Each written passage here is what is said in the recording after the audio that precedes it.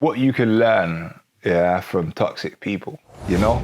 Like, you might be looking at me like, what am I talking about? What am I on about? How can you learn something from somebody that's toxic, somebody that's destructive, you feel? But you gotta recognize, yeah, a lot of people gravitate towards toxic people, you feel what I'm saying to you? Like, whether it's friends for friends or whether it's work related, whether it's, what do you call it, like relationships, like people gravitate towards toxic people, and there's not, you can't say that there's no reason for that, so you must be able to learn something from them, right?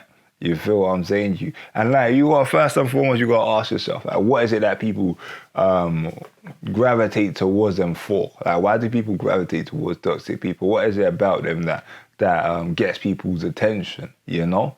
And a lot of the time it's like, it's the excitement. That's one thing that you gotta say is the excitement that people gravitate towards when it comes to toxic people. Like the emotions that they make them feel, you know. And with that, it's like we're living in a generation now where people constantly want to be stimulated. They want to feel some sort of stimulation. They want to feel some sort of excitement in life. And if you can make them feel these emotions and these feelings, and more times than 10, they're going to gravitate towards you, you know? So why is that? Why is it a good thing to understand and to be aware of? The main thing is because once you are able to understand that what happens or what they do and how they think and what you can take from them, I'm telling you, things are gonna shift. But hey, let's get into this, and I'm gonna go deeper into that, what you can learn from them.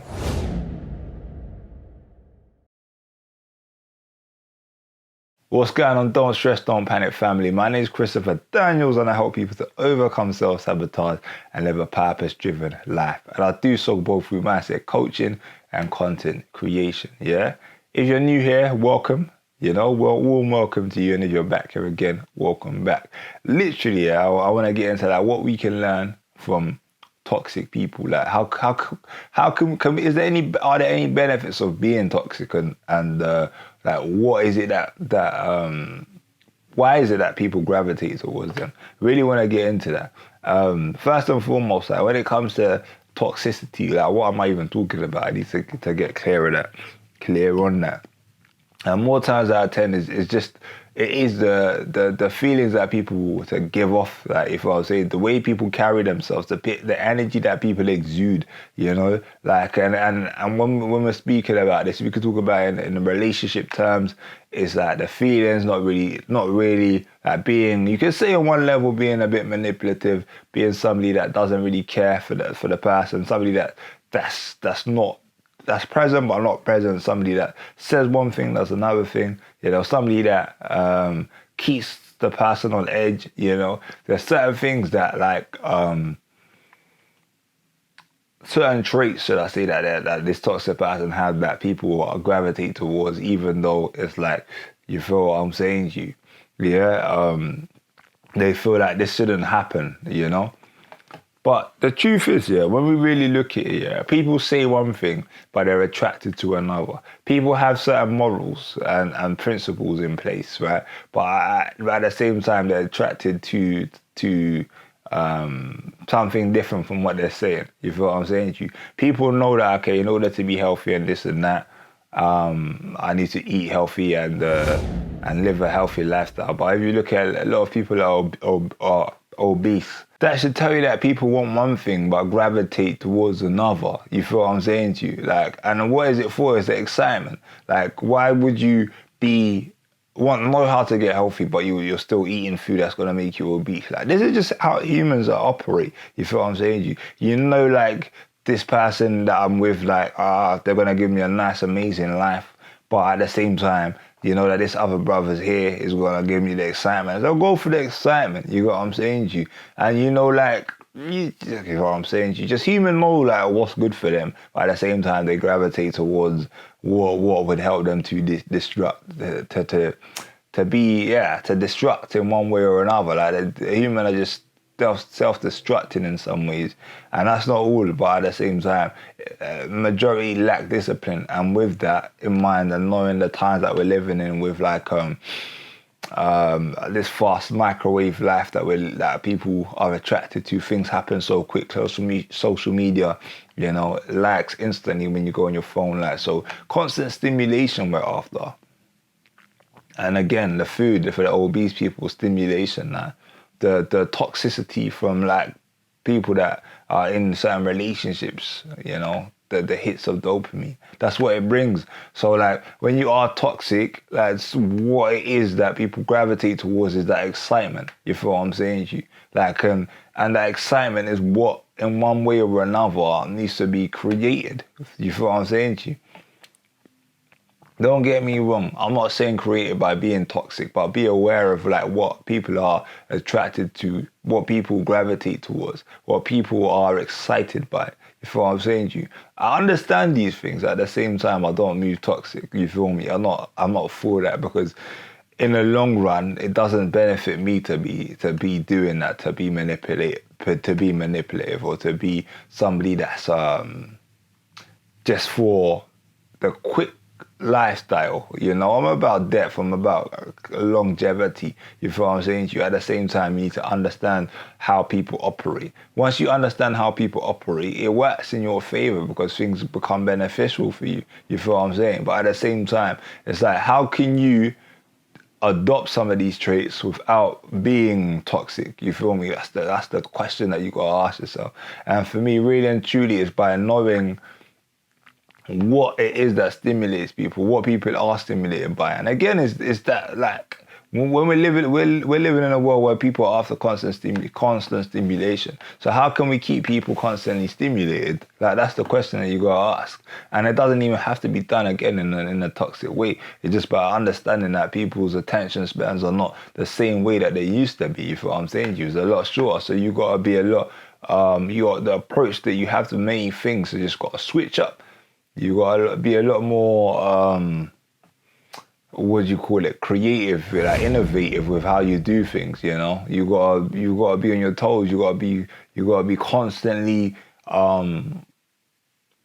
doing things that allow you to be exciting, that allow you to be in one way or another somebody that's sought after. You feel what I'm saying to you? And again, that doesn't require you doing anything that's harming anyone or manipulative. It's just you tapping into your way of being and being authentic and true to you, but at the same time adding this sort of like, let me give you an example, because that will make it so much easier. Yeah, and let's say this, I'll take this example, even like you being somebody that's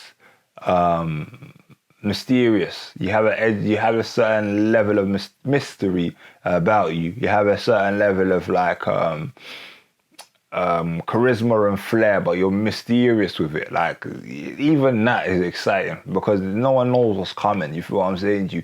And for me personally, I know that, cool, I'm naturally introverted anyway. I'm naturally introverted, and because of this, like, I'm hard to figure out. Because I'm hard to figure out, it's like watching it's like watching a soap a soap, what do you call these EastEnders and these things. You know what I'm saying to you? Like, there's always these cliffhangers, like, what's next? What is there about this person? You know? It's always like keeping little things about yourself inside, you know, keeping parts of you. Don't show every part of you, like, don't release every part, like, hide certain parts of you. You feel what I'm saying to you? And when you're doing that, like, there's a certain excitement that comes up. You know, when people are too open, it's like you've already read the whole book. Like, there's no excitement there. But when it comes to like like showing certain chapters and holding certain ones in that are going to be shown later, you feel me? It's more exciting. There's certain things that you got to think about. Like, how do I appear to be somebody that's exciting?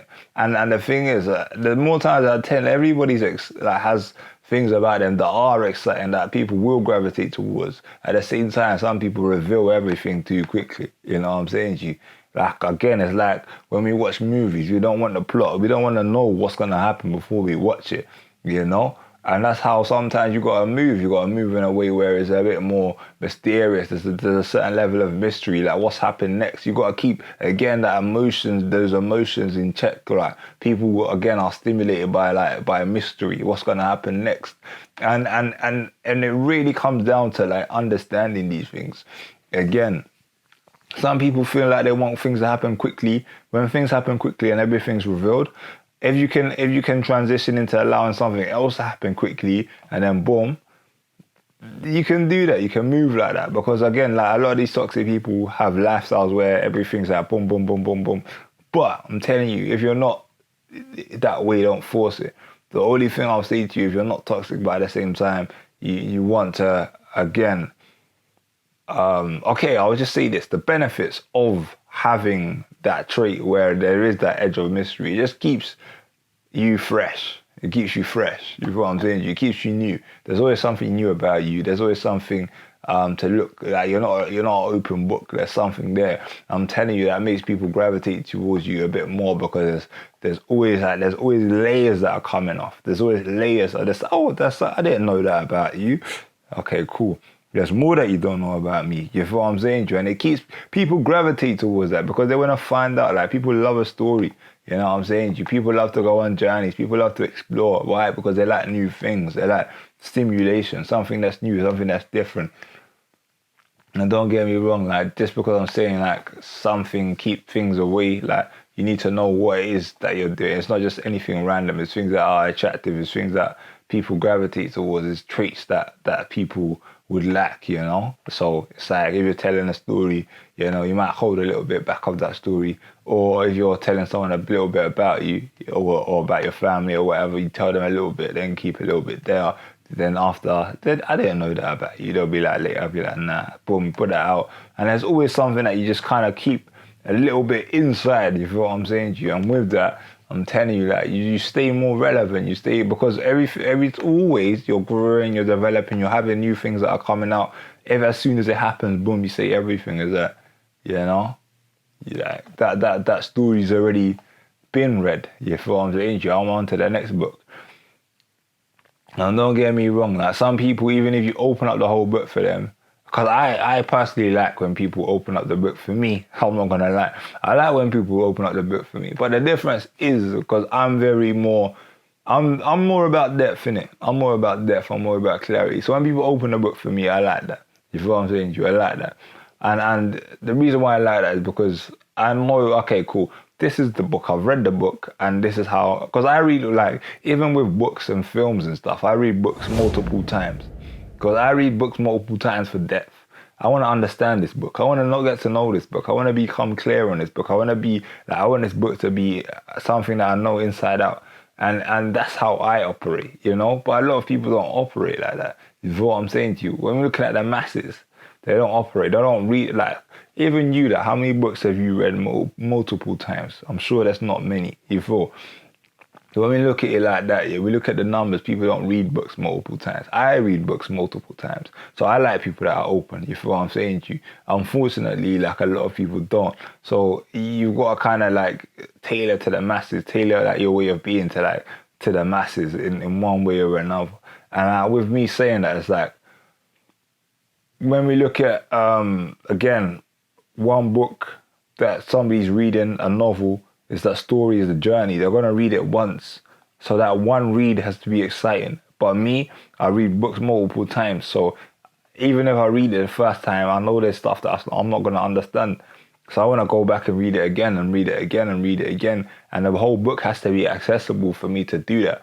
You know, that's what we're talking about, dealing with things with depth. But we're talking about, like, that toxicity. It's not about that. You know, them traits there is about constant stimulation. So they want to read something, get excited, something new's coming, boom, boom, boom, boom, boom. So yeah, in order to, the one thing, again, the main thing that you take away from the toxic side of things is just masking something, like having a bit reserving, not even masking. You're not even masking it, because it's present.